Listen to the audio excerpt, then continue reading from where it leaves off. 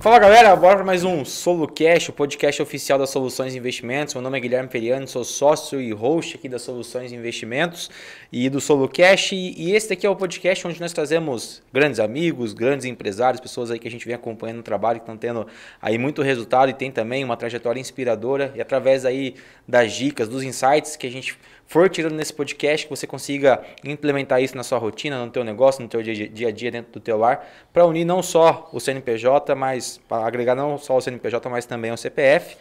E hoje eu estou aqui com uma conexão aí direta de São Paulo, mas com um braço aqui de Maringá, a gente se conectou aí no final de semana. Então, estou recebendo um convidado que é especialista em gestão e liderança empreendedora, alguém que vive realmente o que ensina. Então, eu estou aqui com o Hélio Xavier Filho, que é engenheiro civil, multifranqueado da Rede Chiquinho e mentor de empresários. A missão dele hoje é ajudar empreendedores e franqueados a alcançarem alto desempenho com equilíbrio. Então, construindo negócios lucrativos, sustentáveis e guiados por negócios. Mais de 20 anos aí de experiência, né, Leão? Cara, eu queria agradecer sua disponibilidade, sua agenda. O homem está sempre viajando, estava em Curitiba essa semana, então com certeza vai ser um papo aí que vai estar agregando muito para nossa audiência. Eu que agradeço, prazer estar aqui. Como você falou, né, lidando com amigos, mas é aquela amizade gostosa que às vezes demora para encontrar, mas quando encontra e de repente a gente se reencontra nas nossas bases, né? Então a gente estava realmente no final de semana com o Gui. A gente se encontrou em São Paulo num evento, mas por que não podia ter encontrado antes, né, para bater o papo? Eu falo isso muito para muita gente que está, às vezes, naquela aceleração, na rotina e tal. Às vezes a gente precisa parar um tempo para poder conversar e trocar. Então, uma alegria poder estar aqui trocando. Espero sair melhor que eu entrei. Top, bora lá. E, pô, antes da gente destrinchar sobre o tema, destrinchar sobre sua trajetória, todas as pessoas que eu trago aqui no podcast são empreendedores que tem uma vaga experiência nos seus negócios, muitos até já alcançaram a questão da independência financeira e continuam trabalhando com muita vontade. Às vezes até mais vontade do que quando a questão era financeira lá atrás. Mas muito porque eles têm um propósito, têm um porquê muito forte, questão de legado e tudo mais. E hoje, qual que é o porquê do Hélio, cara? Por que você continua nesse movimento, viajando, mentoria? Por que faz você continuar talvez com a vontade, com a mesma vontade que você estava lá atrás? Cara, eu acho que tem um pouco de tudo isso que você falou em relação a legado, propósito, mas eu acredito muito que Deus, de alguma maneira, nos dá alguns talentos que não precisam ficar reservados só para a gente, especialmente quando a gente consegue empregar eles na nossa vida e ver que dá certo. Então, a proposta de servir o outro é muito boa, né? Quando você serve, você é servido. Então, até me encanta muito esse segmento de educação empresarial, porque quando eu estou de cara assim com um empresário que às vezes tem algum espaço, algum vazio, alguma carência que eu consigo ocupar, por que não ajudá-lo? Por que não servi-lo? E à medida que eu sirvo, ele também faz algumas trocas comigo que me valorizam e me fortalecem também. Então, de certa forma, esse movimento de troca, de conexões, é muito na linha do servir e ser servido, sabe? Mas é longe de ser algo interesseiro, mas é muito mais sobre estar interessado em alguém querendo crescer, evoluir juntos. Indo para o lado da empresa, do nosso grupo empresarial, da Chiquinho Sorvetes, por exemplo, que a gente tem uma rede, é muito na linha de olhar para as famílias, cara. Graças a Deus tem uma família super valorosa, a minha esposa Vera, meus 3 filhos, Maria Vitória, Maria Valentina, João Henrique. Somos muito felizes com o que a gente conquista no dia a dia. E eu não falo tanto da riqueza material, mas da felicidade de estarmos juntos em família. E daí muitos empresários, inclusive, ou até mesmo funcionários, vivem eventuais dificuldades nas suas famílias. Por uma dificuldade dentro do negócio, dentro do trabalho ou dentro de casa mesmo.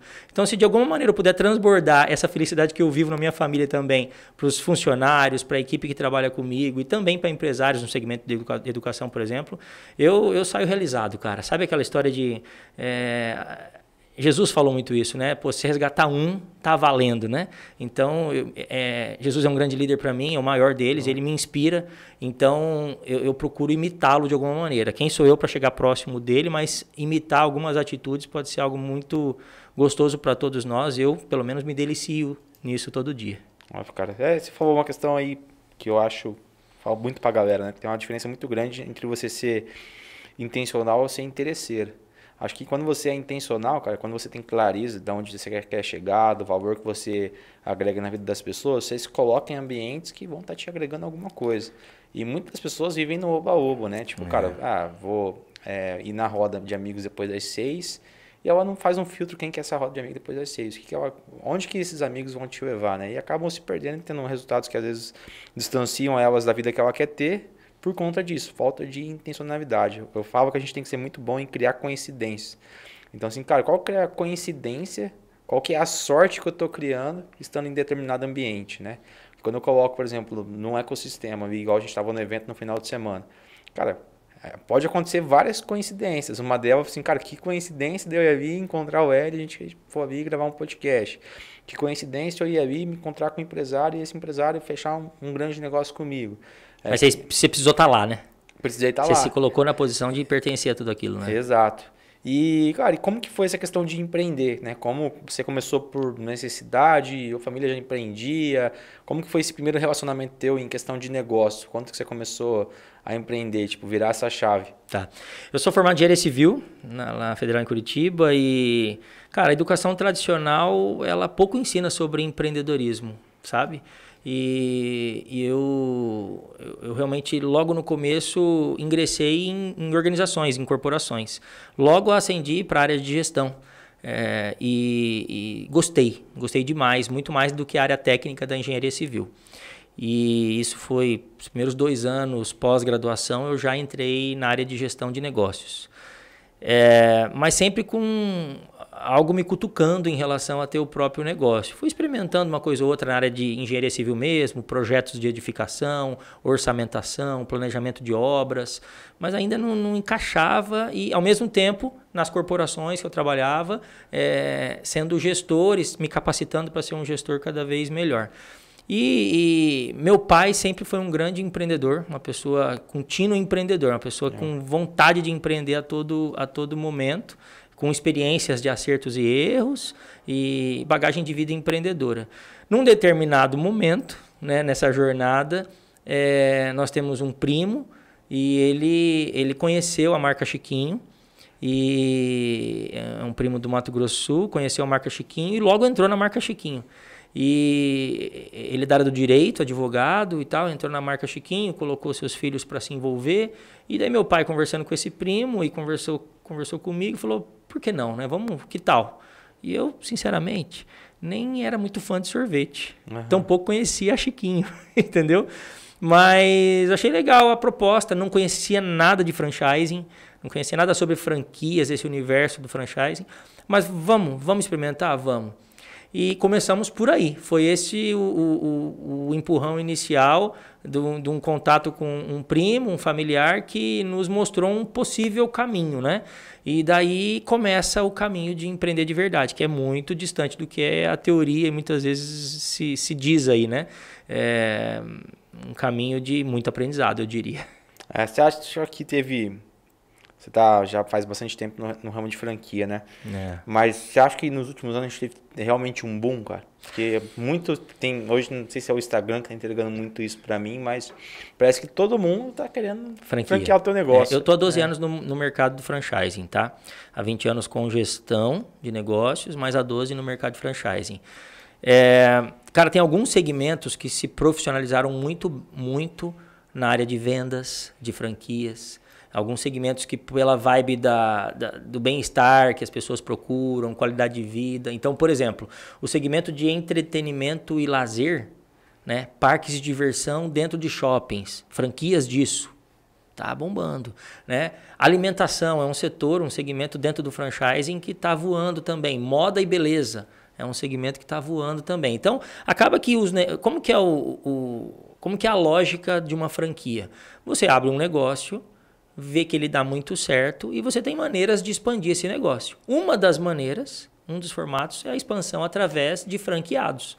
Você já tem uma marca consolidada, uma solução, um produto, um serviço, processos bem definidos, indicadores que mostram que há saúde no negócio, né, em termos de sustentabilidade financeira, gestão, e o dono, de repente, pode optar pelo caminho de expansão através do franchising, através de franquear o negócio. E daí ele se torna o franqueador.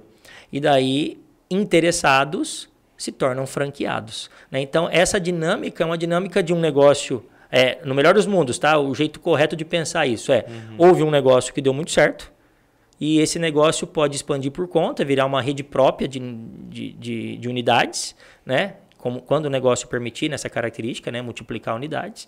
Ou ele pode ter parceiros, donos também, que fortalecem a rede à medida que eles adquirem o direito de usar esse know-how do franqueador. Então, ele compra uma taxa de franquia e o que ele ganha em troca? Conhecimento.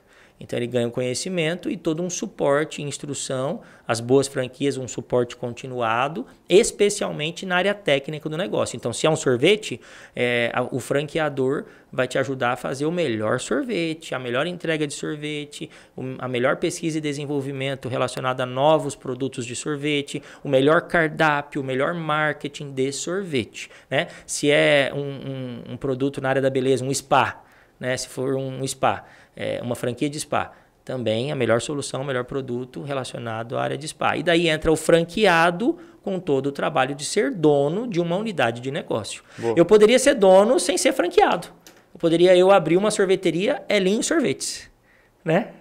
Não tem problema nenhum, nada é proibido em relação a isso. Só que a Chiquinho tem 45 anos de experiência, tem uma marca, tem um branding e tem alguns pacotes de trabalho que a franqueadora faz e eu pago para ela fazer todo mês. Eu pago para ela fazer pesquisa e desenvolvimento, eu pago para ela fazer marketing, eu pago para ela fazer avaliação de alguns cenários para poder expandir em alguns locais, e isso eu pago por royalty. Então, eu tenho a taxa de franquia, que é o conhecimento inicial adquirido, e eu tenho o royalty mensal que eu pago, função do meu faturamento, no meu caso é assim, e daí eu pago, e de verdade, pago com gosto, porque a franqueadora me entrega algo muito bom, e eu combino bem esse caminho, né? Eu faço todo um trabalho aqui, e a franqueadora faz um pedaço do trabalho.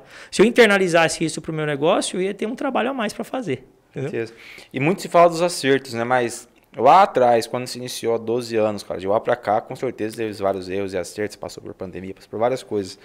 Mas se pudesse pontuar aí 2 erros que talvez se transformarem em 2 grandes lições para você e possa encurtar o caminho de quem tá começando agora, assim, cara, tá começando a querer diversificar e às vezes ir para esse segmento de franquia, seja como um investidor ou seja como um operante, né, a renda principal do cara.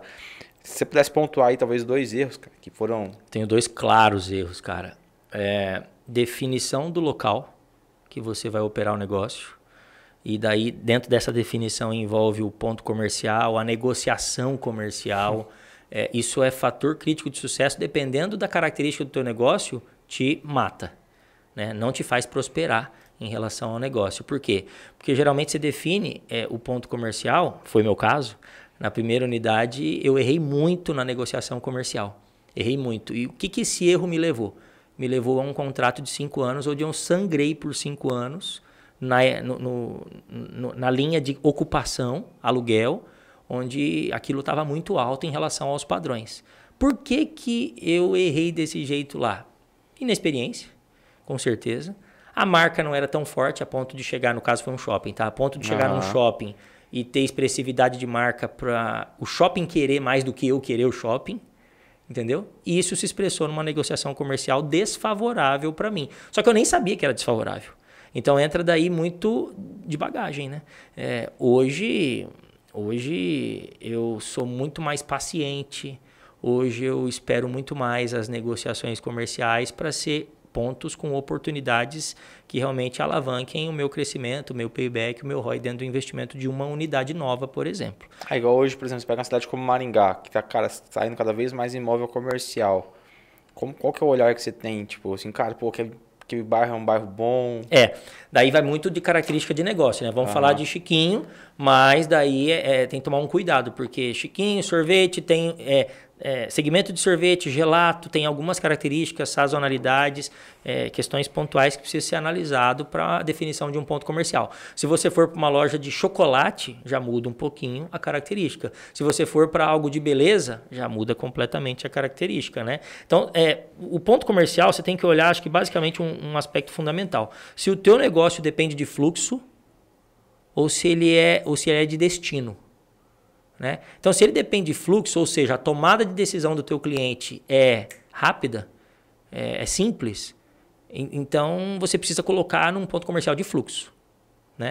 Agora, se você tem um negócio que é mais ligado a alta qualidade de prestação de serviço, é um tempo de atendimento mais demorado, existe um chamariz de diferenciação na hora da estratégia de atrair o cliente, daí é um negócio de destino. Então, não necessariamente o fluxo é importante, mas daí você precisa ponderar o quê? No ponto comercial, estacionamento, comodidade, alguns aspectos para caracterizar um ponto comercial favorável para esse tipo de característica de negócio. Então, eu dividiria, se fosse classificar em destino ou fluxo, né? E daí já é um ponto de partida interessante. Claro que você precisa ver a infraestrutura do ponto comercial, o que ele te entrega, a análise do plano de negócio, né? Se a grana que você vai pagar lá na ocupação está adequada em relação à tua expectativa de faturamento. Tudo isso, cara, é melhor você demorar para decidir do que depois você padecer por 5 anos. num contrato de locação, por exemplo. Entendeu? Então, e quando eu falo demorar, é só não ser imediatista mesmo, né? Porque às vezes aparece o ponto comercial, nossa, vai ser alugado, não sei o quê, e a pessoa que está alugando vai falar que vai acabar mesmo, né? E daí você tem que avaliar com a ponderação de longo prazo, não de curto prazo, né? Um ponto comercial que você recebe no shell, assim, no osso, né? Sem tendo que investir todo o acabamento e tal, versus um ponto comercial que você recebe e vai ter que reformar, versus um ponto comercial que já está bem adequado ao que você vai usar. Tudo isso é investimento inicial. Te favorece no payback, né? Te favorece no retorno do investimento, se você tiver que investir menos na hora de instalar o negócio ali dentro. Então, são alguns aspectos que eu diria que, especialmente na negociação comercial, eu errei demais lá na primeira unidade. Na segunda, eu já estava calejado. Na segunda eu já fui consciente e acertei bastante coisa, entendeu? Então, você me pediu 2 pontos, né? Esse é um. Não sei se você quer perguntar uma coisa. Não. Pode falar, cara. Tá bom demais. O segundo ponto é pessoas, cara. Especialmente liderança. O que aconteceu? Na primeira, e também primeira. Tudo primeiro é o aprendizado, né? Primeira negociação, primeira loja, Grande Curitiba, franchising. Então, o que a gente acreditava? O que muitos franqueados ou potenciais franqueados acreditam, inclusive. É uma franquia, negócio validado. Então, eu ponho o dinheiro, ele vai rodar. É o que eu chamo do franqueado inocente, né? Ele entra no modelo e pensa que é pôr o dinheiro, apertar um botão e tudo funciona a mil maravilhas, né? E quando não é assim, então vou pôr um gerentão. Então, vou pôr um gerentão que ele vai fazer acontecer, porque está tudo pronto, é franquia, está tudo pronto, vou pôr o gerentão e ele resolve. Resumindo a minha história, primeira unidade, foi 3 gerentões que eu tentei, até entender que eu era dono do negócio. Até entender que eu precisava me envolver, e me envolver direcionando, me envolver estabelecendo o que eu queria, me envolver estabelecendo a cultura do que eu queria que acontecesse, me envolver estabelecendo quais eram as pessoas que eu queria que tivessem lá como equipe, me envolver para definir o padrão de qualidade de atendimento que eu gostaria que tivesse, né? Me envolver para estabelecer a forma da relação comercial do shopping no dia a dia, a forma de relação com os clientes no dia a dia. Eu falei, me envolver, eu sou dono. Né? E isso demorou alguns meses. Nesse alguns meses foi 3 gerentes. E daí, na minha cabeça de imatura, o problema era o gerente. Né? Coitado do gerente que mudou 1, 2 e 3. Até eu entender que eu precisava assumir o protagonismo como dono do negócio. Então, esse segundo ponto que eu trago é assim, cuidado com como você lidera a si próprio, como você se estabelece como liderança, porque isso desencadeia na tua liderança média, até a tua equipe, um desastre ou um sucesso. Depende muito do primeiro olhar, você, né? Então, quando eu falo de pessoas, eu não estou me excluindo como dono, né? Quando eu falo de cuidado, você falou o erro, né? O erro é pessoas, mas quando você fala pessoas, não é só a equipe, não é só o líder médio, mas você como líder dono de negócio. Se você tiver sócios, inclui eles também. Né? Porque como que funciona essa relação societária também é um aspecto importante. Então, quando eu chamo erro que eu cometi, pessoas, eu englobo tudo isso num pacote de erros que eu cometi nesse começo. Qual que é a rotina do Hélio hoje? as 12 franquias, com mentoria, mas, tipo, cara, qual que é o olhar que você tem olhando para as franquias, né? Tá. Cara, tem que visitar elas de X tempo, tem um reporting com o gerente, hoje com o gerentão. Isso. Como que você acompanha aí o desempenho delas e você mede aí uma para a outra? Tá, eu desenvolvi uma governança, né? Então eu tenho um organograma já há alguns anos bem definido sobre as informações que eu preciso ter para me trazer pontos de atenção, né? Então nessa governança, nessa gestão do dia a dia, quando se fala de governança, eu gosto de pensar principalmente em informação. Informação para mim nunca é abundante. Eu prefiro daí eu filtrar do que faltar informação. Sim. Então, por exemplo, todas as lojas eu sei que elas estão abrindo na hora que estão abrindo.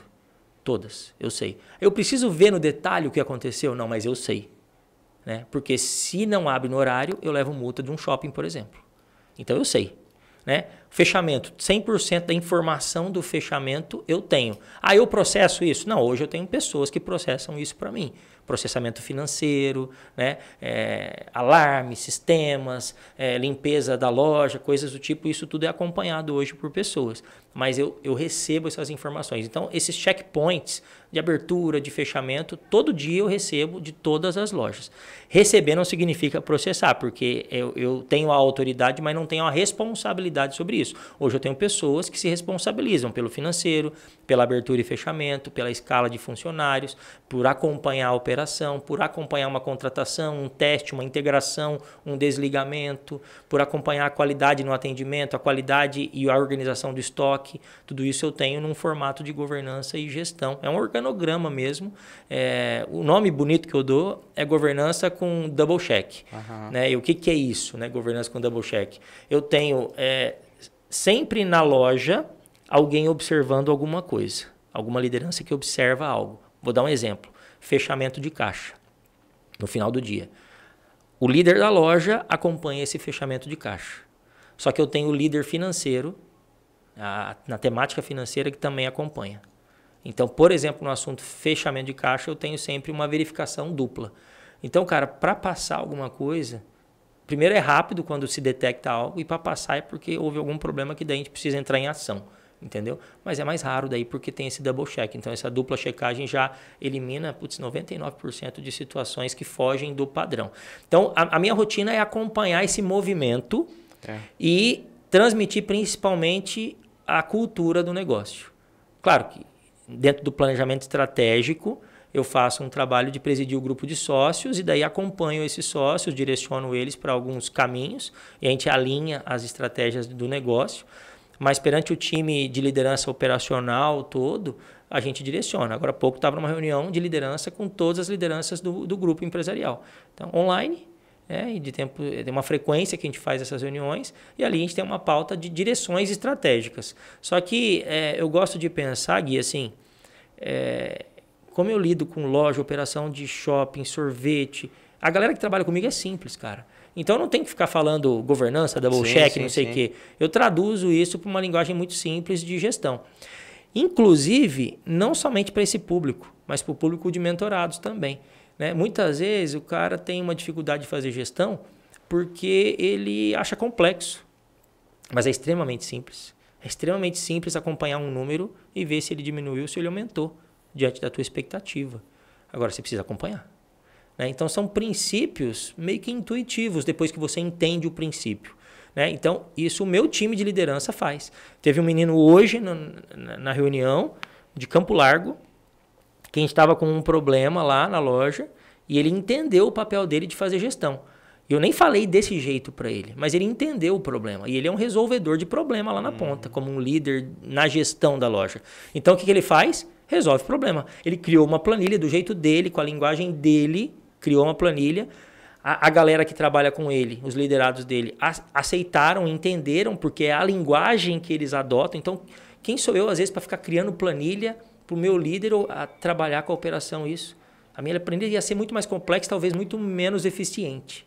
Ele criou uma planilha e está voando lá no desenvolvimento de um assunto lá, por exemplo, que é desperdício, desvio de padrão de produto lá.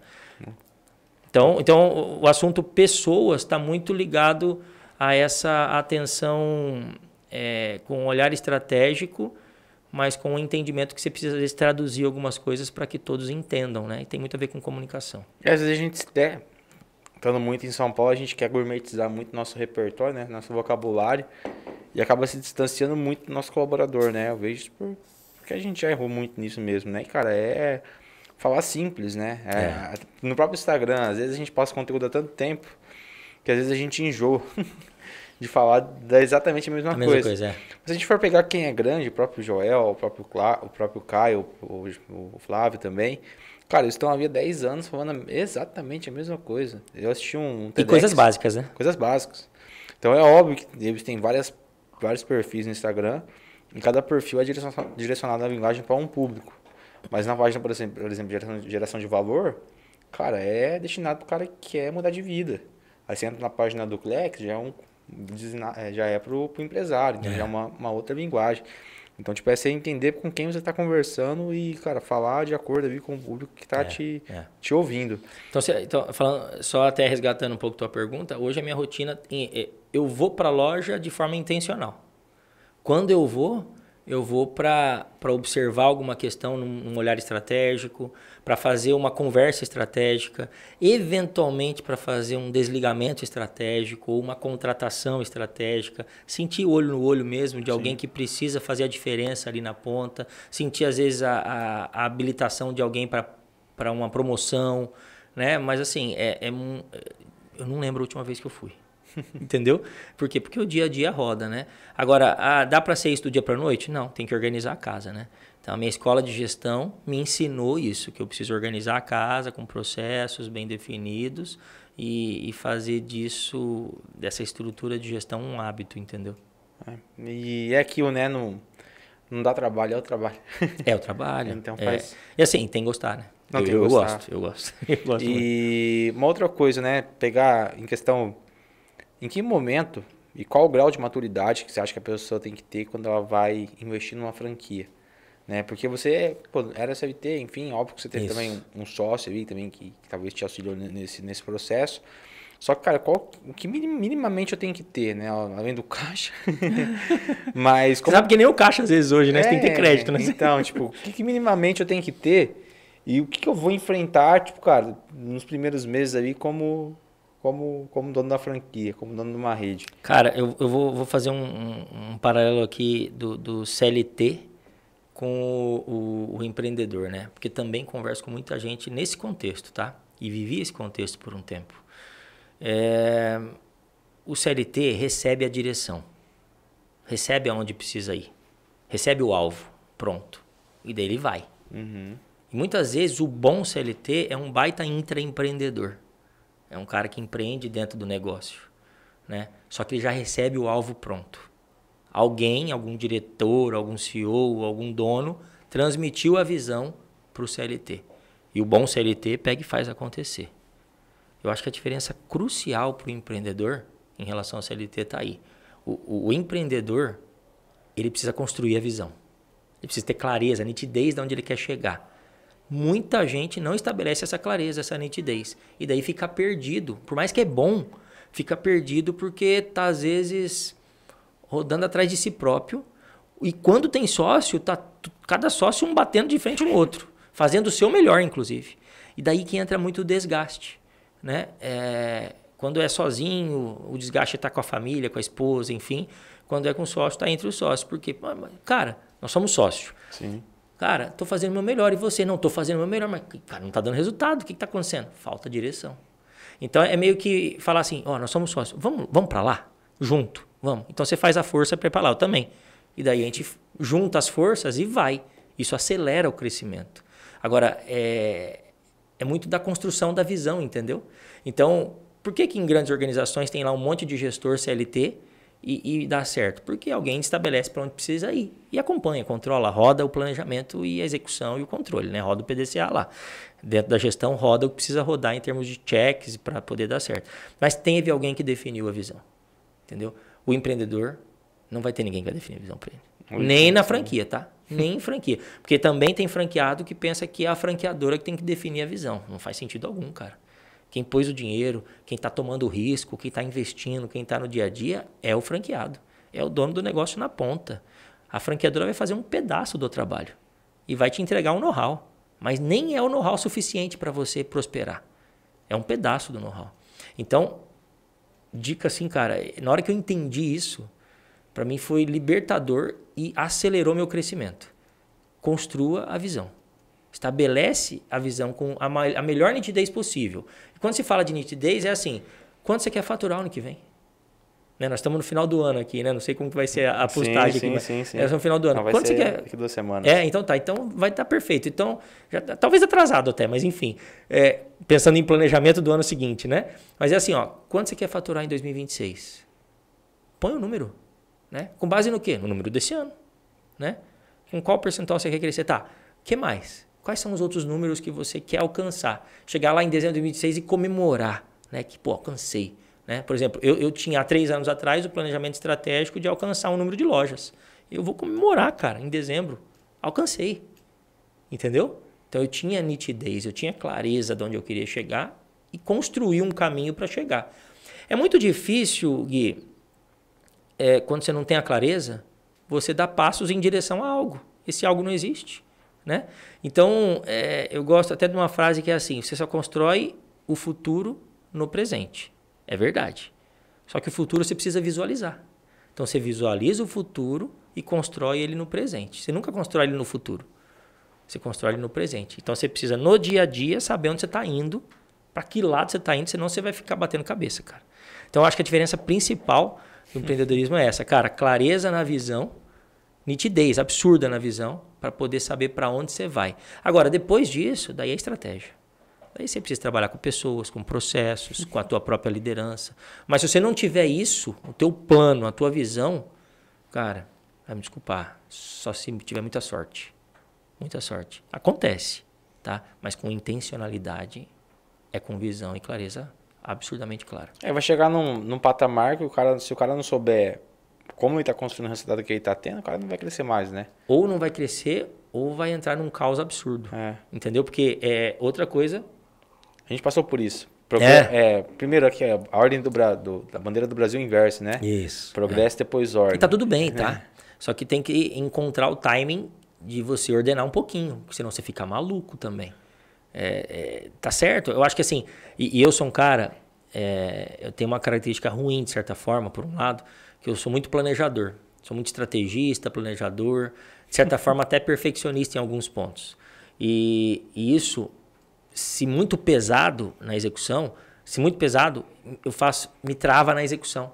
E daí eu planejo muito. E daí isso é a ordem, né? Mas eu preciso experimentar o progresso para poder fazer a ordem acontecer também. Então, é legal e esse mundo de startups e tal faz muito bem isso, né? Eu gosto de respirar esse ar, inclusive. Tem uma startup até. Então, assim, cara, prototipar, piloto, MVP, o nome que você quiser dar, mas põe para rodar, conecta com o cliente, faz acontecer e daí modela, ajusta e faz ciclos curtos de planejamento. Nesse mundo volátil, nesse mundo dinâmico que nós temos e hiper conectado, é até meio clichê falar isso, mas é a realidade. Nesse mundo super dinâmico, se você esperar demais para pôr em prática algo, cara, você perdeu o time, perdeu o bonde, né? Top. E... Até estava falando da cultura, voltando um pouquinho para trás, né? Que você hoje acompanha bastante, os colaboradores e tudo mais. E uma dor que eu vejo muito grande nos empresários, cara, é que eles têm muita dificuldade em disseminar a cultura, principalmente ali no chão de fábrica, numa atendente, né? Porque uma coisa é você, por exemplo, cara, engajar uma pessoa que tem uma comissão altíssima ali do meio corporativo, enfim, construir uma cultura ali no time comercial que tem um comissionamento alto. Outra coisa é você disseminar essa cultura para uma pessoa ali que tem um salário fixo ou algo do tipo. Como que você engaja, né? Tipo, qual que é o olhar que você tem para engajar o colaborador dentro da empresa? Para ele, assim, cara, minimamente ele... Porque a galera fala assim, cara, nossa, a rede alimentícia tem um giro muito grande de funcionários. Tem, é verdade. E qual que é o olhar que você tem? Rede alimentícia dentro de shopping, mais ainda. A galera nova que não para, que não quer nada. E que geração Z, aquele negócio todo. É isso mesmo. Jay-Z e o caramba. Então, qual que é o olhar que você tem para isso daí? O que você... Óbvio que aqui não tem uma fórmula mágica, né? Mas minimamente, como que você cura essa ferida, né? Bem... Por algum tempo, eu queria mudar o ambiente externo. Eu queria mudar esse mundo de rotatividade, eu queria mudar essas gerações todas. E daí eu entendi, Gui, que esse era um esforço meio inglório, eu mudar o outro. Era melhor eu mudar dentro de mim e dentro da minha estrutura como fazer. Então, o que eu fiz? Eu comecei a estruturar uma política de RH bastante ampla para tentar alcançar o máximo de pessoas possível. O que eu tenho hoje? Eu tenho um plano de carreira. Eu tenho loja que tem unidade que tem 4 funcionários, mas eu tenho um step de 10 progressos dentro da loja. A pessoa eu posso ter o gerente e 3 atendentes. Eu posso ter o coordenador e 3 atendentes. Eu posso ter o coordenador, um encarregado e um atendente. Tem um conjunto de composições que propiciam o quê? Nesses 10 steps, propiciam um olhar de progresso. O cara que entra comigo, se ele quiser crescer, ele tem como crescer, ele vai perceber. E não é algo louco, distante, difícil. São 10 etapas. E na hora que ele chegar na etapa máxima, no top 10 desse progresso de carreira, cara, eu tenho mais para ele. Porque eu estou abrindo mais unidade. Eu estou fazendo ele implementar novas unidades. A gente inaugurou uma recentemente em Curitiba. E cara, que legal que foi ver 3 lideranças nossas abastecendo a loja, empolgado. Nossa, é a primeira loja que eu estou colocando a cuba aqui, colocando o chocolate derretido, colocando o sorvete. Eu já fiz isso na primeira. Mas agora eles estão fazendo, eles estão vibrando em fazer junto, percebendo de verdade o crescimento deles e do grupo. Entendeu? Então, um dos aspectos de cultura, por exemplo, é mostrar que tem progresso. Mostrar. Mas mostrar no quadro? Não. Mostrar na frase bonita? Não. Mostrar na prática. Né? Tá lá, 3 caras estão lá. E os outros estão observando. Observaram que eles foram lá e fizeram de madrugada. E fizeram, porque era shopping, né? Fizeram de madrugada, acompanharam e tal. E o pessoal engajadíssimo, engajadíssimo. Conquistando junto com a gente. Comemorando junto com a gente. Como que fecha com chave de ouro isso? A inauguração. A inauguração, quem cortou a fita da inauguração? Essas meninas que estavam lá, cara. Elas, muito legal, muito legal. A gente comemorou junto com elas, entendeu? Faz sentido elas estarem com a gente lá. Quem está gerenciando essa unidade é uma menina que está voando, gerenciando outras unidades nossas. E ela está lá e progrediu para essa nova unidade.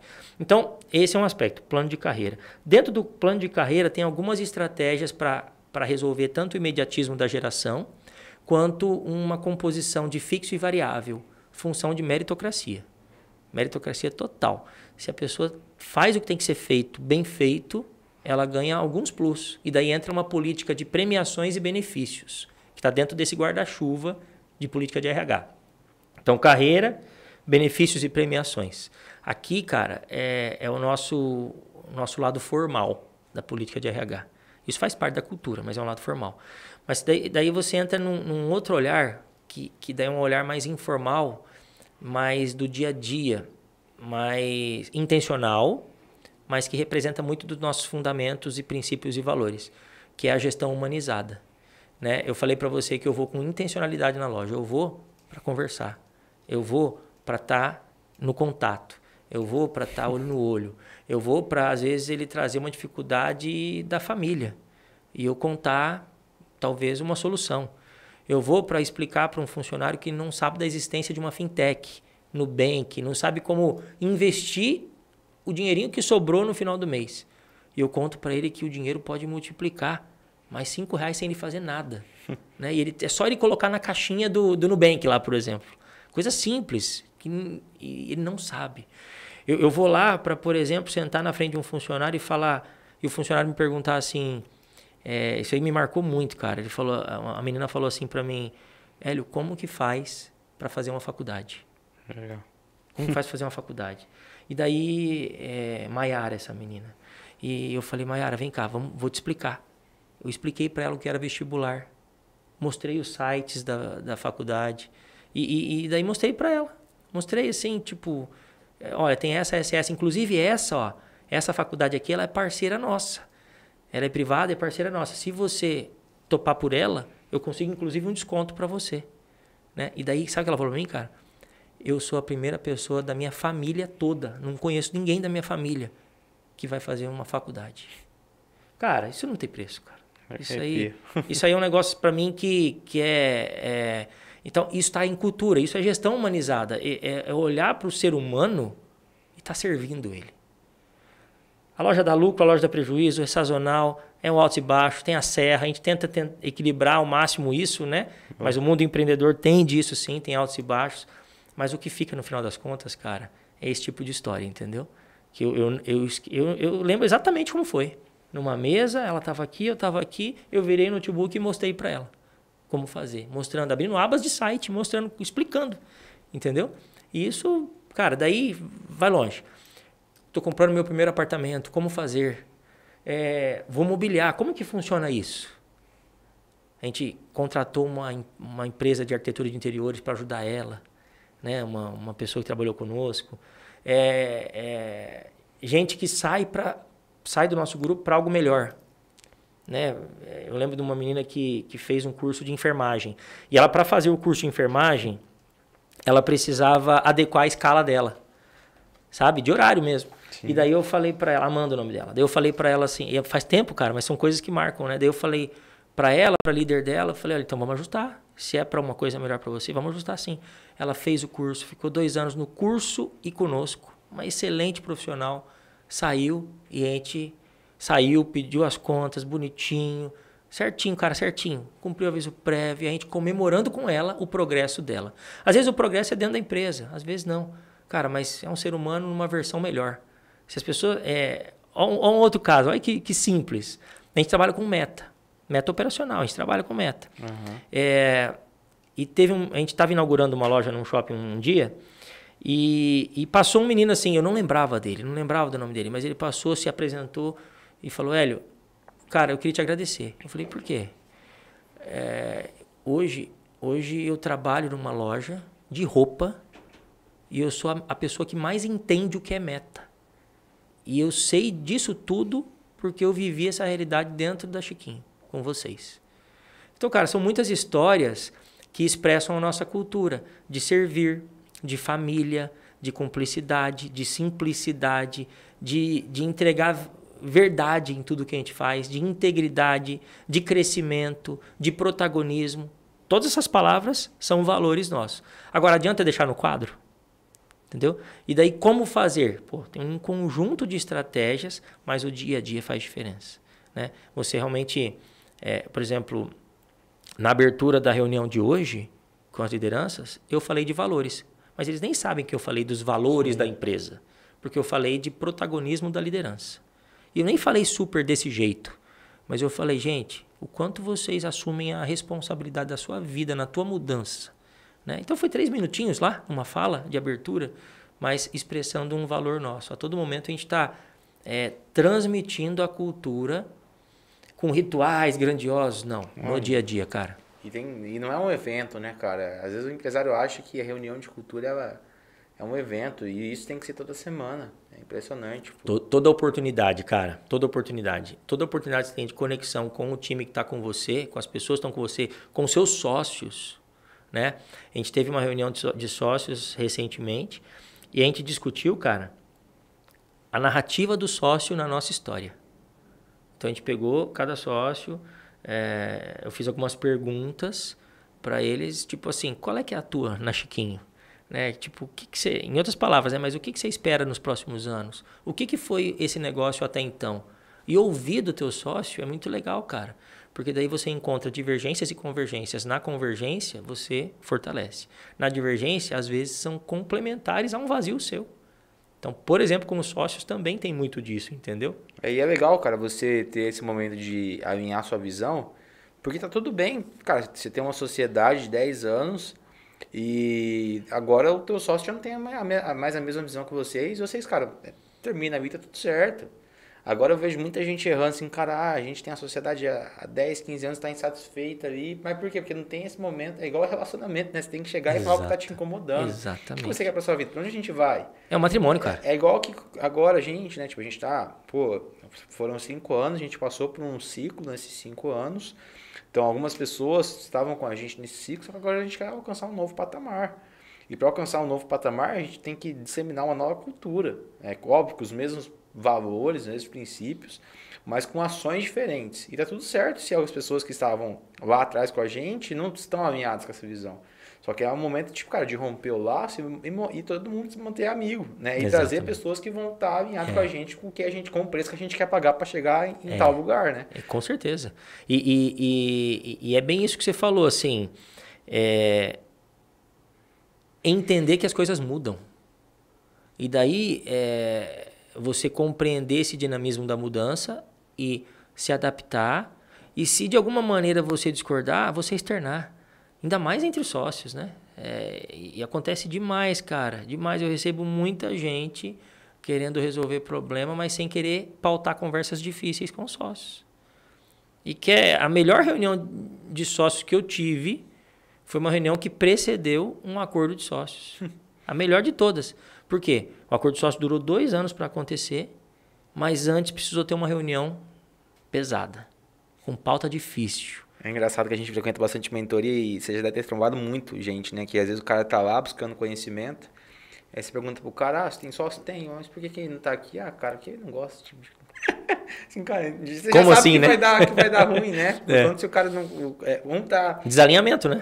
Um tá, com fome fome, vontade de pitar, o outro tá assim, cara, não, quero ficar com a operação também que tá... E daí, de novo, né? Pensando na pirâmide hierárquica da empresa, você tem lá a base de operação, você tem a área de gestão, a área tática que supervisiona essa operação, você tem a estratégia que define todas as metas, as diretrizes, ações estratégicas, só que acima disso tudo você tem uma nuvenzinha lá, que são os deuses do negócio, que são os sócios, Sim. que são os definidores, né? Se essa galera não tá alinhada, imagina essa galera aqui de baixo. Entendeu? Cara, repercute. Repercute com força, entendeu? Então, muitas vezes, sócios cônjuges. Rapaz, às vezes tá o marido voando e a esposa não querendo aquele ritmo. Ou porque tem filho, ou porque quer ter, ou porque não... Mas e daí o diálogo sobre isso? Né? E o alinhamento sobre isso? Eu tô falando porque eu recebo. Sociedades familiares, cara. Eu recebo gente que é irmão, pai e filho, esposa e marido, assim, né? E falta muitas vezes só pautar esse tipo de situação e fazer um alinhamento. Cara, depois de alinhado, e a gente junta os pontos fortes e junta as complementariedades, cara, não tem outro caminho senão crescer.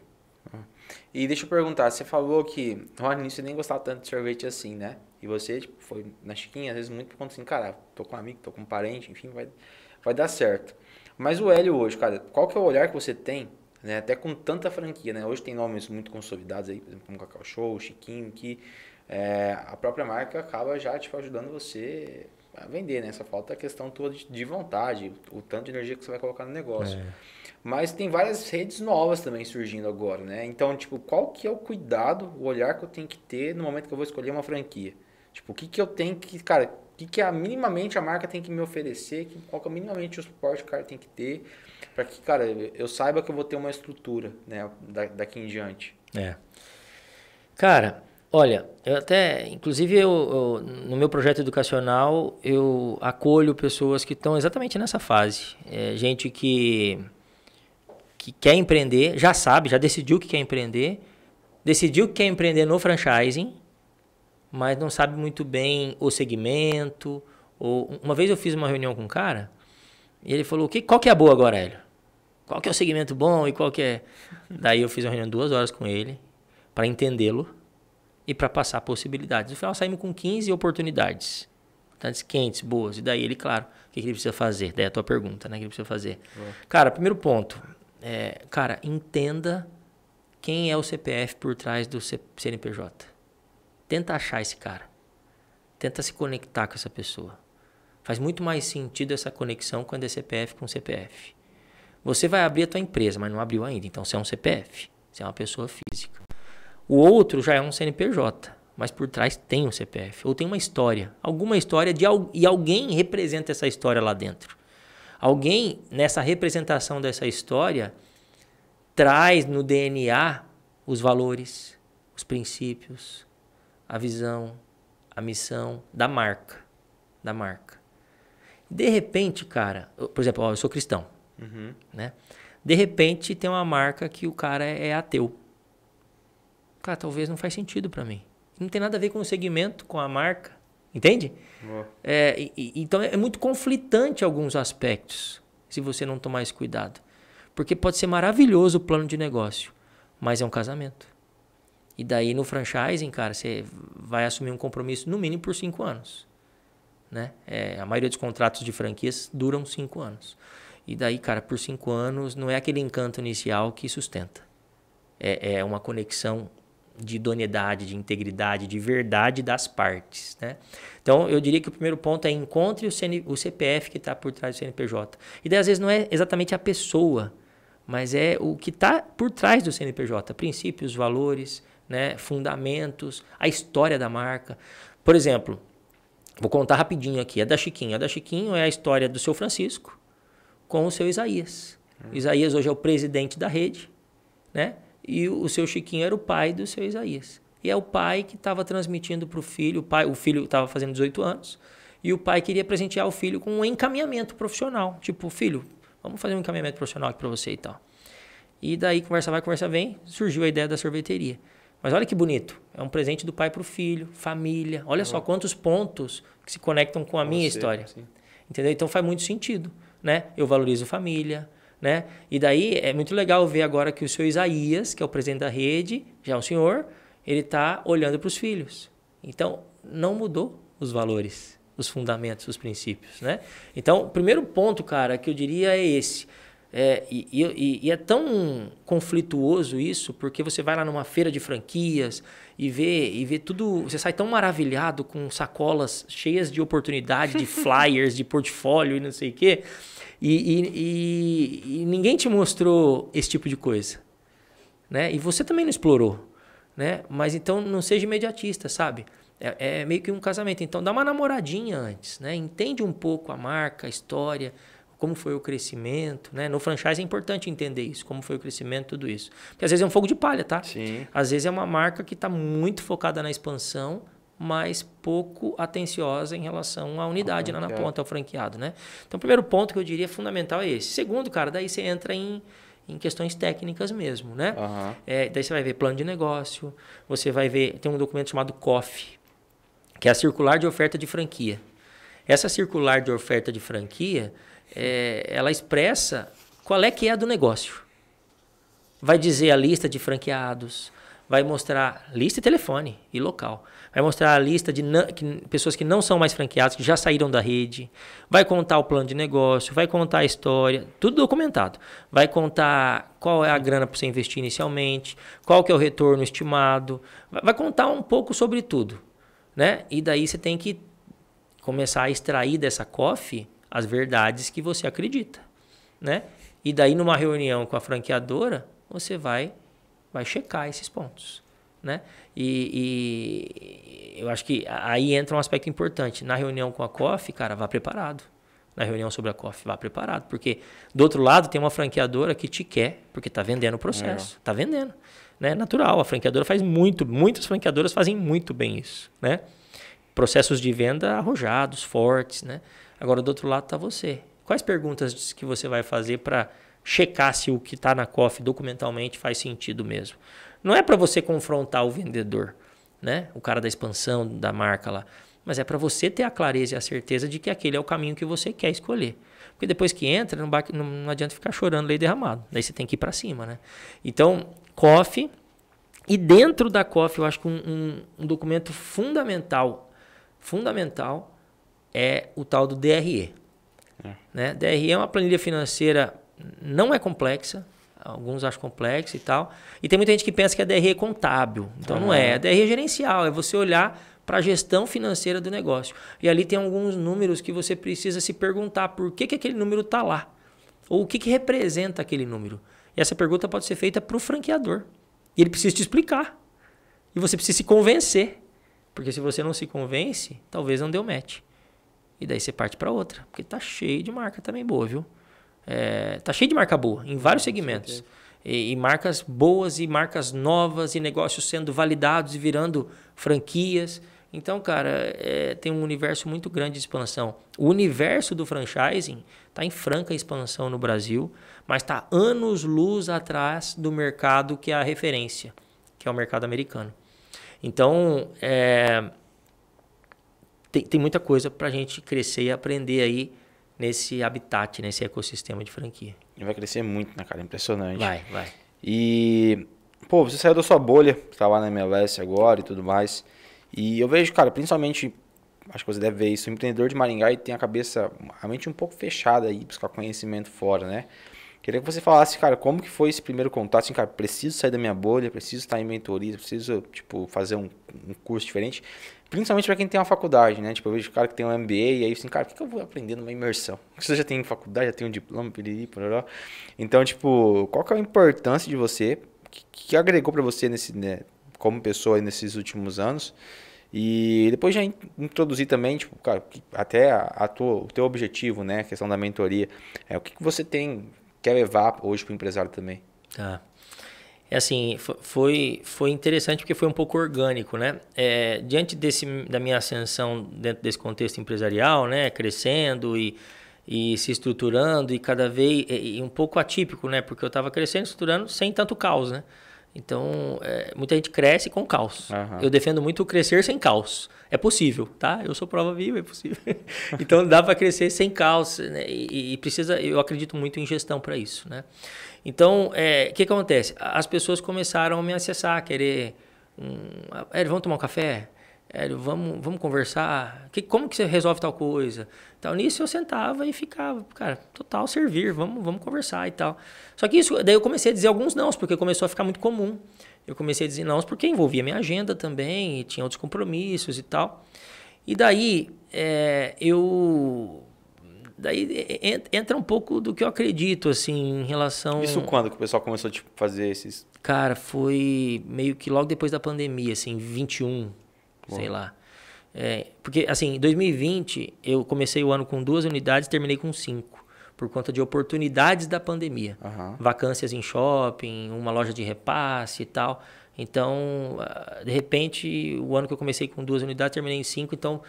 Deu um estalo assim, falei, putz, precisamos trabalhar de forma diferente. Não é mais uma unidadezinha, é uma pequena rede. Então, vamos entender como fazer isso, porque senão eu vou multiplicar a unidade, multiplicar trabalho, multiplicar estresse na mesma proporção. Então, vamos fazer um pouco diferente. E daí começamos a fazer diferente e tal, e daí muito de amizades, assim, pessoas que estavam vivendo algo equivalente no pós-pandemia, com dificuldades.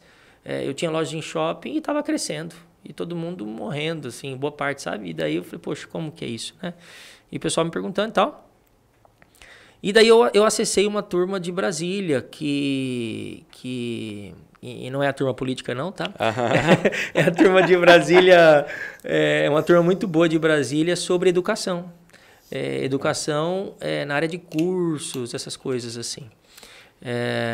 E eles tinham um programa de mentoria e foi minha primeira compreensão sobre o que era ser mentorado nesse contexto de estruturação, geração de negócio. E eu fui entender o que era essa educação através do processo de mentoria como mentorado. Vivenciei essa experiência, extraí de mim o meu conhecimento num método e olha, eu tenho graduação, tenho pós-graduação, mas eu achei assim um ambiente e um ritmo de aprendizado completamente diferente. Porque é um ambiente que te favorece a aproveitar com muita assertividade aquilo que chega para você. Por quê? Porque há um respeito muito forte do teu mentor em relação ao que você precisa para o teu momento. Então, é algo que eu, inclusive, emprego no meu programa de mentoria, mas percebo dos meus mentores. Os meus mentores me entendem o meu momento e me dão um conteúdo suficiente para eu progredir um pouco. Não tudo que eles sabem, porque tudo que eles sabem não faz sentido para mim. E eu faço isso, inclusive, no meu programa de mentoria. Eu entrego tudo que eu sei, é muito. Talvez para a realidade da pessoa que se propõe a ser meu mentorado. Então, eu entrego o suficiente para ele dar um próximo passo. E daí ele vai mudando o cenário gradualmente. E isso no contexto empresarial é fabuloso, porque o que o empresário quer? Resultado, progresso, né? E daí ele não quer passar 2 anos sentado numa pós-graduação, ou 1 ano e meio, ou que seja 1 ano. Ou ele não quer uma graduação de 5 anos, ou 4 anos, ou 3 anos, não sei. Tempo é dinheiro nessas horas, tempo é resultado, e principalmente tempo é percepção de progresso, né? Então eu fui experimentando uma mentoria, outra, e cada vez mais me encantei, mas não é um encantamento subjetivo, é porque eu vi progresso em mim, né? E daí, num determinado momento, isso foi já em umas conexões em São Paulo, eu entendi que talvez fazia sentido eu constituir uma empresa e um programa próprio de mentoria, porque é o olhar de um mentor que está aqui e de algumas pessoas que podem querer o que eu conheço, o que eu já vivi de erro, de acerto e tudo. E eu tenho 20 anos de prática no que eu me proponho a ensinar. E pratico ainda hoje. Eu acho que faz muito sentido eu praticar, não só para ser o próprio case de progresso, mas porque senão eu viro um teórico, né? E há um princípio também nessa estrutura de mentorias, que é o mentor ensinar o que pratica, ensinar verdades que podem até ter fundamento teórico, mas precisa ser experimentado, porque senão eu vou para uma cadeira de escola tradicional, né? Uma academia, uma faculdade tradicional. A educação tradicional, a diferença muito é isso, né? Então, e daí 2023, 24, fui progredindo nisso. Em 24, me conectei ali com a turma do Joel, né? Até por uma indicação de uma pessoa aqui de Maringá, que me conectou com a turma do Ventes, do Caio, do Joel. Mergulhei ali como mentorado, entendendo todo o movimento de educação empresarial que o Joel, o Caio e o Flávio estavam movimentando. E depois, agora, mais recente, com o Caio diretamente e com o Caio Carneiro e o Léo Toledo. São hoje 2 mentores que me acompanham no dia a dia e me inspiram, né? Eu procuro, de alguma maneira, tentar chegar próximo deles e, ao mesmo tempo, absorver o know-how para poder me desenvolver tanto no meu negócio quanto no meu programa de mentoria. Nesse processo, eu entendi que curso não era para mim, curso gravado não era para mim, né? Abri a empresa, pus um curso gravado lá na Hotmart e tal, vendeu, mas não gostei. Eu gosto disso. Eu gosto de perceber a transformação, de perceber a evolução, de comemorar junto a evolução, né? Então, o curso para mim, apesar que até no curso eu me disponibilizava para 2 vezes por mês fazer um hot seat, um online ao vivo. E só que não aparecia pouca gente. E por quê? Porque o público do curso quer o horário dele, não o meu, né? Então, eu fui entendendo isso, né? E nada contra os cursos, tá? Eles têm seu espaço, tudo isso. E acho que é muito válido, inclusive.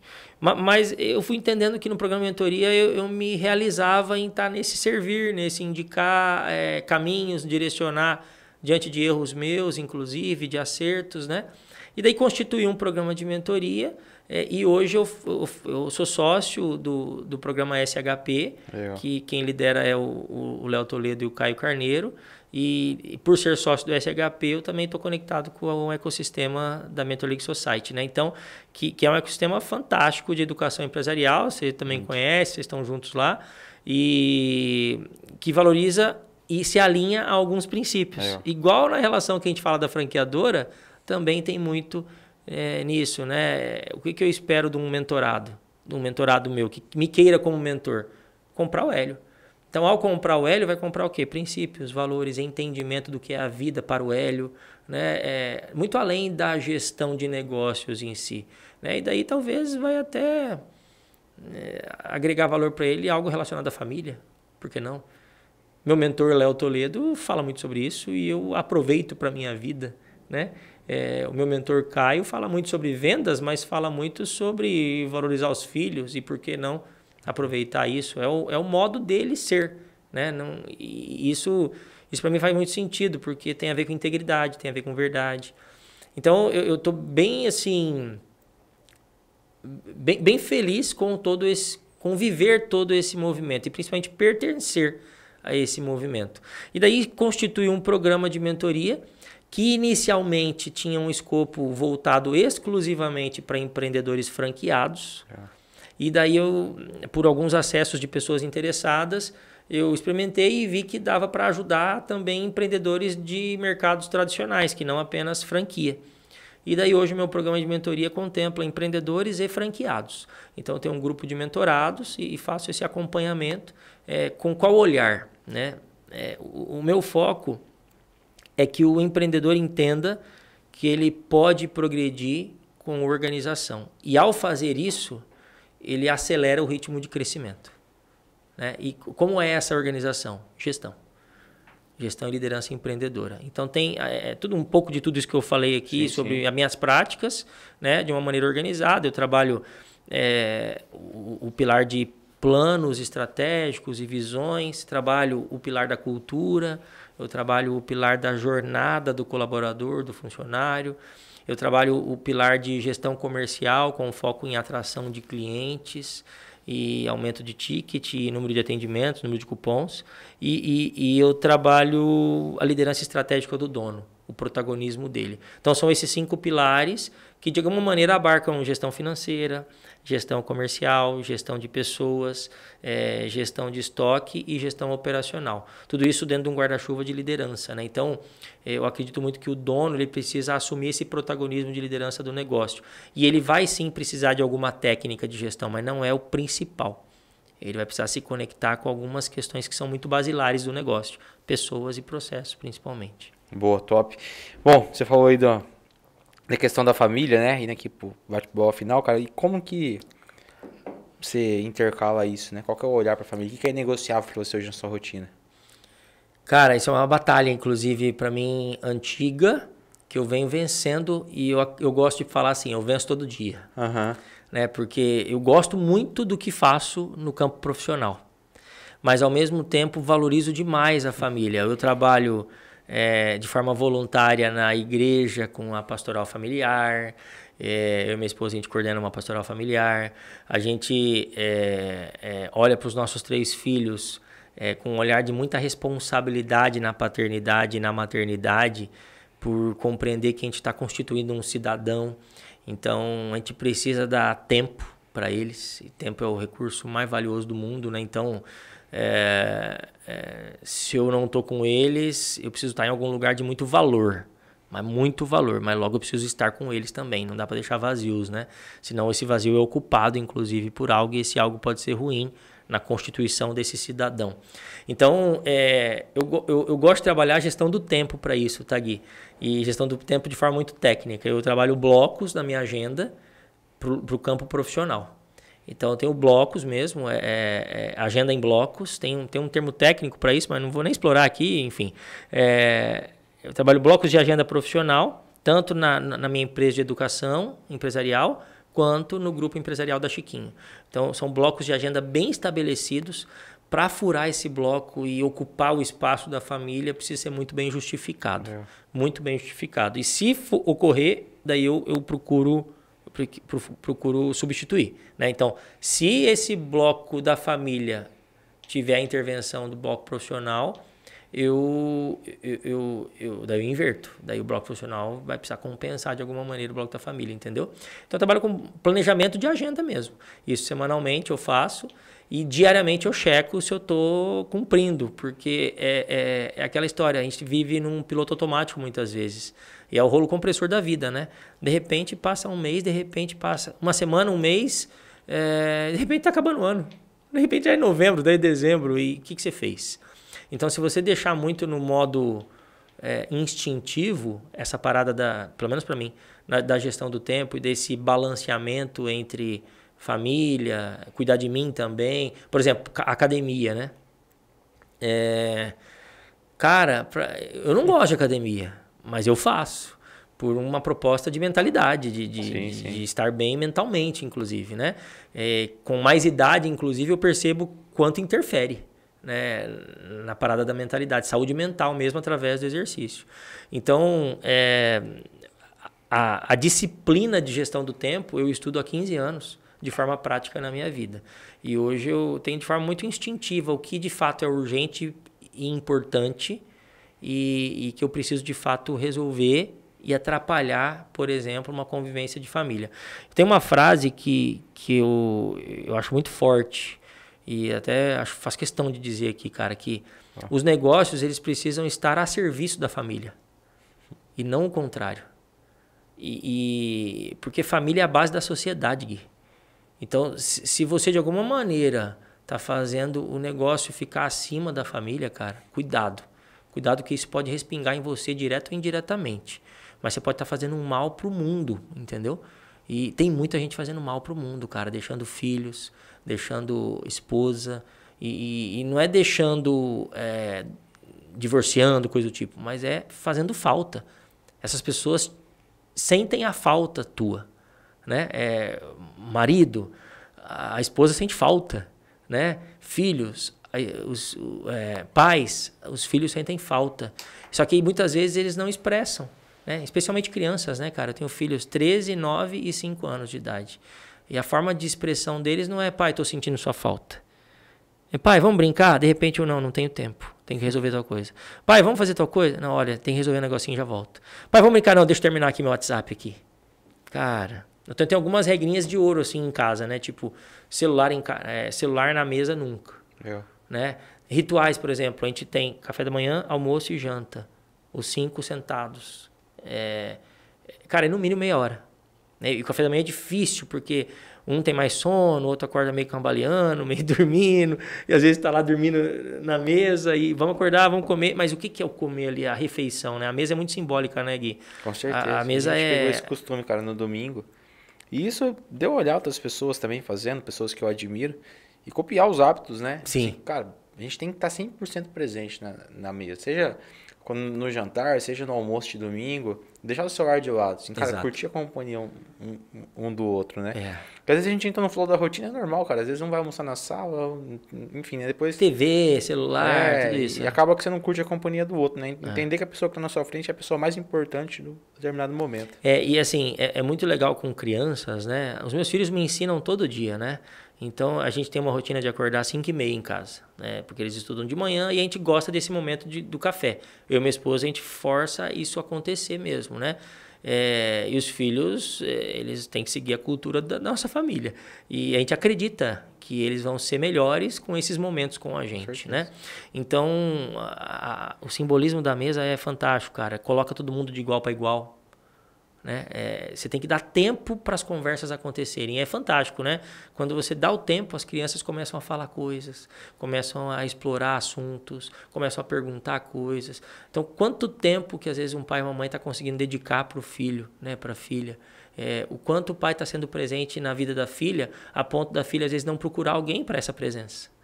O quanto o filho tá percebendo a presença do pai e não padecendo com essa ausência e procurando alguma outra pessoa. E às vezes, cara, é triste, mas acontece.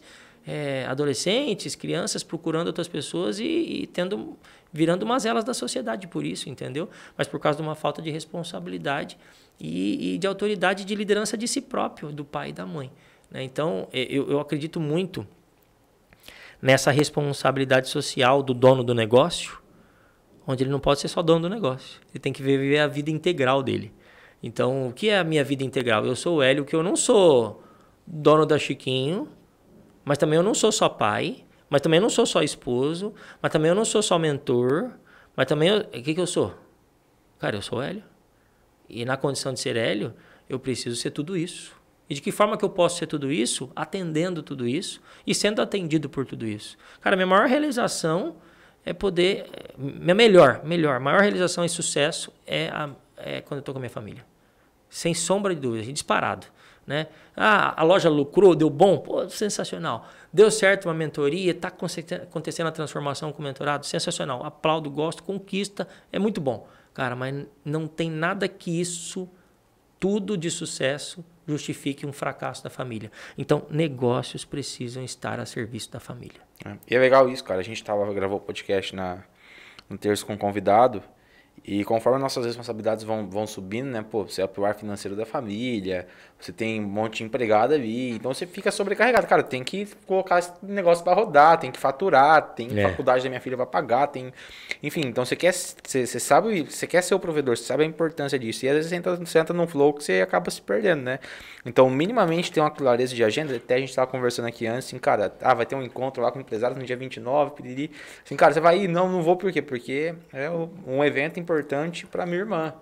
E se eu não tivesse colocado na minha agenda, com certeza eu teria esquecido, né? Óbvio que tem imprevistos, né, que acontece, e aí você tem que largar tudo e ver e não e quando eu falo de blocos de agenda, eu não estou falando nada complexo não, cara. Pode ser num papel. Não precisa ser no celular, no Google Agenda ou no Outlook, não precisa. né, num to-do, tarefas, compromissos e agendas. Não, são princípios. Princípios que você estabelece na sua rotina de gestão do tempo, que no final das contas, eu gosto até de chamar de gestão de prioridade.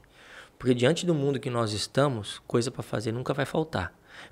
Eu faço uma analogia com a louça para lavar ou com a roupa para lavar, né? Você tá com a roupa para lavar, você quer zerar a roupa, né?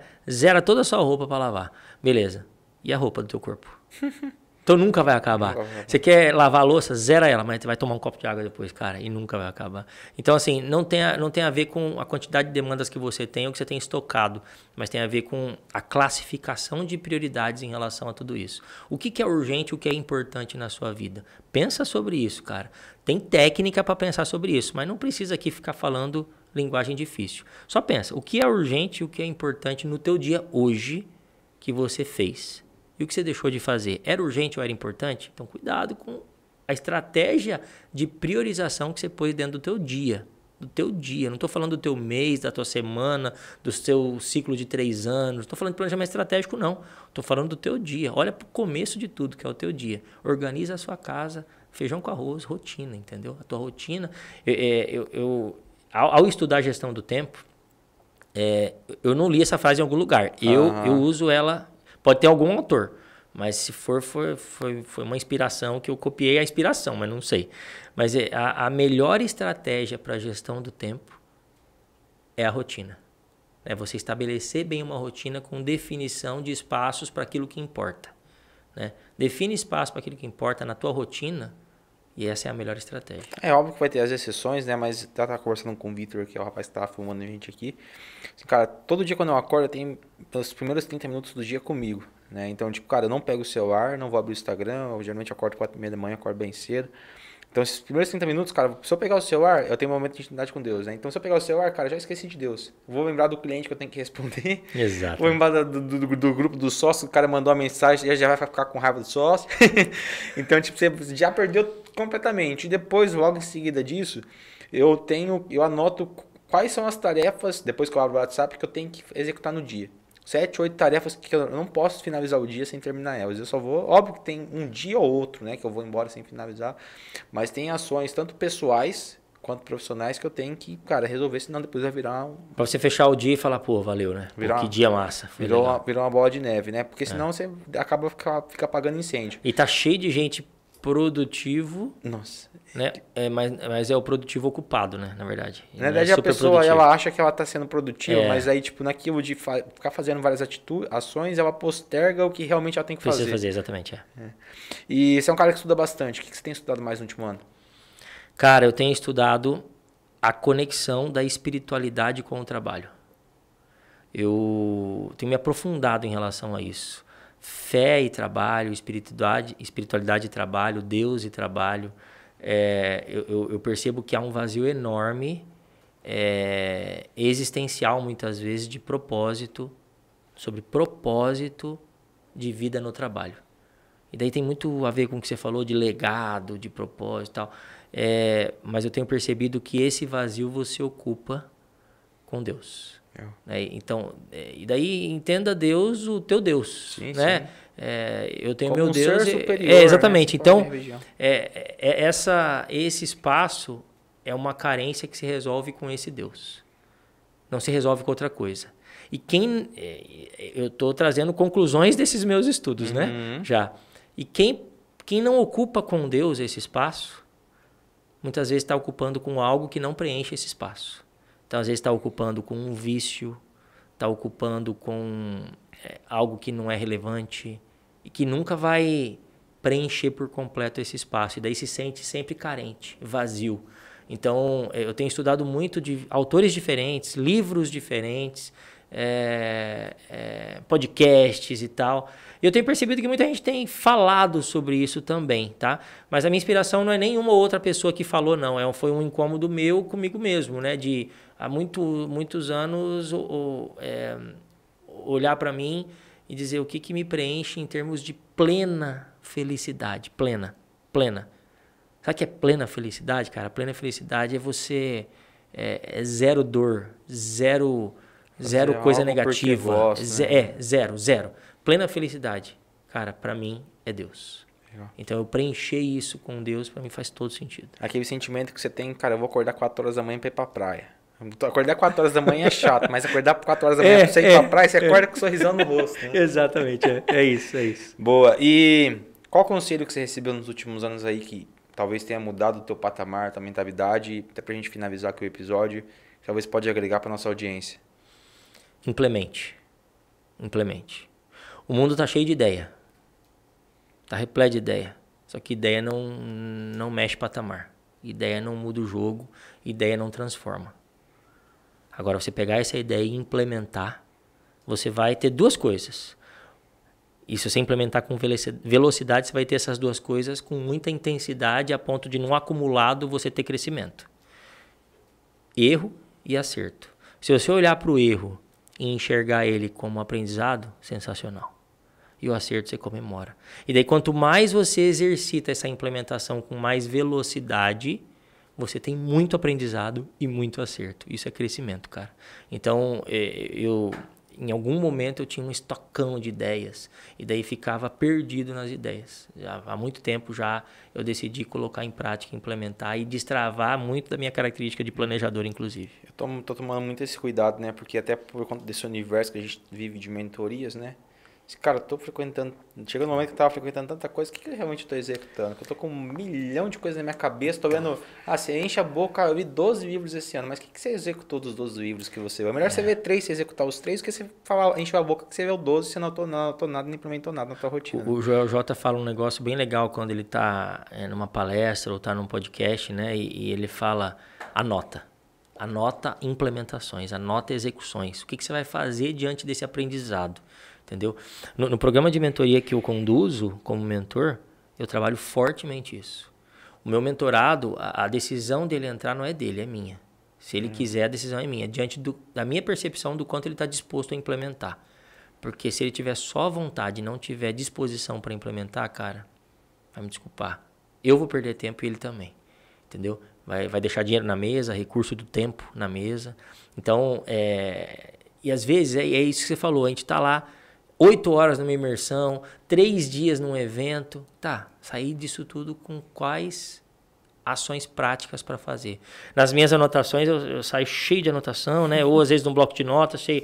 Mas eu tenho uma técnica minha. Eu ponho asterisco, eu ponho 3 asteriscos naquilo que eu vou implementar. Legal. Naquilo que eu vou resgatar das anotações e vou olhar para implementar, sabe? Porque senão você vira num modo de infodemia, né? Uhum. E daí, você nem precisava estar no evento, né? Nossa, eu odeio. Entra no YouTube. A coisa que eu parei de fazer, cara, é tirar foto de slide. Cara, se tirar foto de slide é a pior bobeira que existe. Vai encher a galeria. Vai encher a galeria e você nunca mais vai olhar aquelas fotos.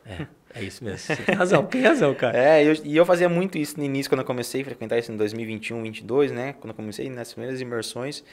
Cara, quando você revisita isso? Até hoje, dá preguiça de até apagar a galeria. Tá pesado o celular por conta que tem um monte de foto lá e vídeo que eu gravava até hoje e nunca mais. Você não revisita, cara. Não revisita, é isso mesmo. Então, esse processo de... Só que assim, para você decidir o que você vai fazer, existe um trabalho aí que é a curadoria, né? Das ideias. A curadoria de tudo que você produz na sua mente, né? E daí entra muito a mentoria, cara, porque os meus mentores, por exemplo, me ajudam demais em selecionar aquilo que faz sentido em termos da melhor relação esforço-resultado, sabe? Sim. Então, Hélio, cara, você tá com essa ideia aí? Putz, essa ideia não, cara, vai dar muito esforço e pouco resultado. Agora, Hélio, cara, vai porque a proporcionalidade entre esforço e resultado tá absurda, vai para cima, né? Isso eu trabalho muito forte com meus mentorados também, cara. Eu gosto da relação custo-benefício, entendeu? Então, eu chamo de esforço-lucro dentro de negócios, né? O quanto de relação de esforço-lucro você tem, né? E tem gente gastando dinheiro, tempo e energia em coisa que não dá resultado. Fica frustrado. Elião, como o pessoal te acha aí nas redes sociais? @Hélio Xavier Filho. @Hélio Xavier Filho, Instagram. Hélio Xavier Filho, LinkedIn. São 2 principais redes. E eu tenho o site, helioxavierfilho.com.br. Também é tudo Hélio Xavier Filho. Então é só Hélio Xavier Filho, tudo ali. Vai ser uma alegria me conectar com pessoas que estão assistindo esse conteúdo aqui. Porque do que eu conheço aqui da turma aqui da SI, do Gui, são são conteúdos de valor, então são pessoas de valor do outro lado, com certeza. Com certeza, cara. Muito obrigado pela disponibilidade. Você tem um repertório muito vasto. Se a gente deixasse aqui, a gente ia explodir 5 horas conversando 6 horas, a gente ia ficar... É muito bacana conversar com a pessoa que tem tanto repertório assim, e até, tipo, futuramente a gente pode estar gravando um outro nichado em algum tema muito específico, e até com o desenvolvimento da mentoria, com certeza vai ser um sucesso. Queria agradecer a sua disponibilidade, eu sei que ficou até o final desse episódio. Comenta aqui embaixo qual foi o insight que você teve aí nesse episódio, encaminha para o teu amigo que você sabe que pode estar agregando para a vida dele, compartilha com seus familiares, deixa seu curtir, que é importante aí para nossa página, e até o próximo episódio do SoloCast Oficial. Valeu! Valeu! Boa! Isso aí, Boa, velho! Tá louco!